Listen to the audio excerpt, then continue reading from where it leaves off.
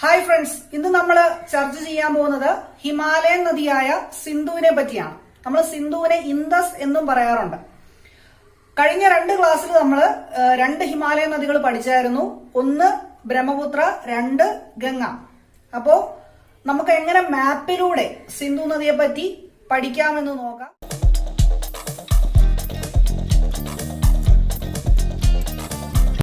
അപ്പോൾ മാപ്പിലൂടെ പഠിക്കുന്നതിന്റെ ഗുണം എന്താന്ന് വെച്ചാല് പെട്ടെന്ന് ആ റിവറിന്റെ പിക്ചർ നമ്മുടെ മൈൻഡിൽ രജിസ്റ്റർ ആവും. പിന്നെ നമുക്ക് അധികം കാണാതെ പഠിക്കേണ്ട ആവശ്യം വരുന്നില്ല. അപ്പോൾ നമുക്ക് സിന്ധു നദിയിലേക്ക് വരാം. സിന്ധു നദി ഉത്ഭവിക്കുന്നത് ചൈനയിലെ മാനസരോവർ തടാകത്തിൽ നിന്നാണ്. അവിടുത്തെ ബൊക്കാർച്ചു ഗ്ലേഷ്യർ. അപ്പോൾ എവിടെയാണ് ബൊക്കാർച്ചു ഗ്ലേഷ്യർ? മാനസരോവർ തടാകം. അവിടെ നിന്നും ഉത്ഭവിക്കുന്ന സിന്ധു നദി ഇന്ത്യയിലേക്ക് പ്രവേശിക്കുന്നത് ലഡാക്കിലൂടെയാണ്. അപ്പോൾ ലഡാക്കിലൂടെ പ്രവേശിക്കുന്ന ഈ നദി ഏകദേശം 709 കിലോമീറ്റർ സഞ്ചരിക്കുന്നുണ്ട് ജമ്മു കാശ്മീരിലൂടെ. ആകെ ഈ സിന്ധു എന്ന് പറയുന്ന നദി ജമ്മു കാശ്മീരിലൂടെ മാത്രമേ ഇന്ത്യയിൽ സഞ്ചരിക്കുന്നുള്ളൂ.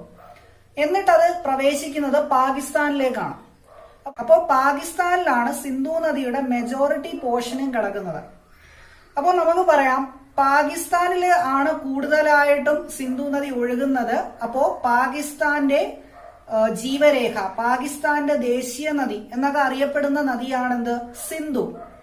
ഇനി ഇത് അവസാനം എത്തിച്ചേരുന്നത് അറബിക്കടലിലാണ്. ഇപ്പൊ നമുക്ക് സിന്ധു നദിയുടെ ഡയറക്ഷൻ ഏകദേശം മനസ്സിലായി കാണും അല്ലേ? ഇതെന്താണ്? പടിഞ്ഞാറോട്ട് ഒഴുകുന്ന ഹിമാലയൻ നദിയാണ്. മറ്റ് 2 നദികളും, അതായത് ഗംഗയും ബ്രഹ്മപുത്രയും കിഴക്ക് ദിശയിലാണ് സഞ്ചരിച്ചിരുന്നത്. പക്ഷെ ഇതെന്താണ്? പടിഞ്ഞാറോട്ടൊഴുകിയാണ് അറബിക്കടലിൽ എത്തിച്ചേർന്നത്. ഇനി നമുക്ക് ചില ബേസിക് പോയിന്റ്സിലേക്ക് വരാം. ഫസ്റ്റ് പോയിന്റ്, ഇന്ത്യക്ക് ആ പേര് ലഭിക്കാൻ കാരണമായ നദി. നമ്മളൊന്ന് പറഞ്ഞു നോക്കുക. ഇന്ത്യ, സിന്ധു രണ്ടും എന്താണ്? റൈമിംഗ് ആയിട്ടുള്ള പേരുകളാണ്. അപ്പോൾ നമുക്ക് പറയാം, ഇന്ത്യക്ക് ആ പേര് ലഭിക്കാൻ കാരണമായ നദിയാണ് സിന്ധു. രണ്ടാമത്തെ പോയിന്റ്, ഹിമാലയൻ നദികളിൽ ഏറ്റവും നീളം കൂടിയ നദി. ഇവിടെ നമുക്ക് ഒരു കൺഫ്യൂഷൻ വരും. കാരണം ഇന്ത്യയിലെ ഏറ്റവും നീളം കൂടിയ നദി ഗംഗയാണ്. പക്ഷേ ഹിമാലയൻ നദികളിൽ ഏറ്റവും നീളം കൂടിയത് സിന്ധുവിനാണ്.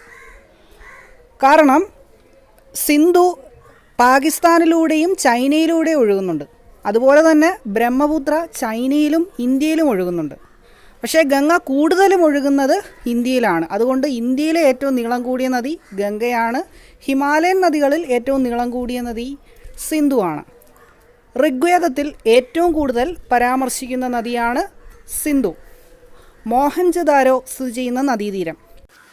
നമ്മൾ സിന്ധു നദീതട സംസ്കാരത്തെക്കുറിച്ച് പഠിക്കുമ്പോൾ അതിൻ്റെ കൂടെ പഠിക്കുന്നതാണ് ഹാരപ്പയെക്കുറിച്ചും അതുപോലെ തന്നെ മോഹൻജദാരോയെക്കുറിച്ചും. അത് വേറൊരു ടോപ്പിക്കാണ്. ഇപ്പോൾ നമ്മൾ ഇത്രയും മനസ്സിലാക്കുക. മോഹൻജദാരോ സ്ഥിതി ചെയ്യുന്ന നദീതീരം സിന്ധുവാണ്. ഇനി നമ്മൾ സിന്ധുവിൻ്റെ പോഷക നദികളെക്കുറിച്ചാണ് പറയുന്നത്. അപ്പോൾ ഇത് കോഡ് പഠിക്കാനുള്ള സൗകര്യത്തിനാണ് ഞാൻ ഇംഗ്ലീഷിൽ എഴുതിയേക്കുന്നത്. അപ്പോൾ സിന്ധു നദിയുടെ പോഷക നദികൾ അല്ലെങ്കിൽ ട്രിബ്യൂട്ടറീസ് ആണ് രവി, ബിയാസ്, സത്ലജ്, ചിനാബ്, ജലം. ഈ നദികളുടെ എല്ലാം ആദ്യത്തെ ആൽഫബറ്റ് ശ്രദ്ധിച്ച് നോക്കുക. നമുക്ക് ഇങ്ങനൊരു കോഡ് പറയാൻ പറ്റും. രവി BSc ജയിച്ചു. അപ്പോൾ രവി BScയുടെ B ആണ് Beas, S Sutlej, C Chenab, J ജയിച്ചു ജലം. ഇങ്ങനെ നമുക്ക് ഓർത്തു വയ്ക്കാം. അപ്പോൾ ഇതോടുകൂടി PSC എക്സാമിന് ചോദിക്കാൻ സാധ്യതയുള്ള വളരെ ഇമ്പോർട്ടൻ്റ് ആയിട്ടുള്ള സിന്ധു എന്ന ടോപ്പിക്കിൽ നിന്നുള്ള ക്വസ്റ്റ്യൻസ് എല്ലാം നമ്മൾ ഡിസ്കസ് ചെയ്തു. മറ്റ് 2 ഹിമാലയൻ നദികളുടെയും ലിങ്ക് ഞാൻ ഡിസ്ക്രിപ്ഷനിൽ പ്രൊവൈഡ് ചെയ്തിട്ടുണ്ട്. അതിലേക്ക് പോയി കഴിഞ്ഞാൽ നിങ്ങൾക്ക് കാണാൻ സാധിക്കുന്നതാണ്. എല്ലാം മാപ്പിലൂടെയാണ് എക്സ്പ്ലെയിൻ ചെയ്തേക്കുന്നത്. ഇനി മാത്സ്, ഇംഗ്ലീഷ് ക്ലാസ്സുകൾക്കായിട്ട് പ്ലേലിസ്റ്റ് എന്ന ഓപ്ഷനിലേക്ക് പോവുക.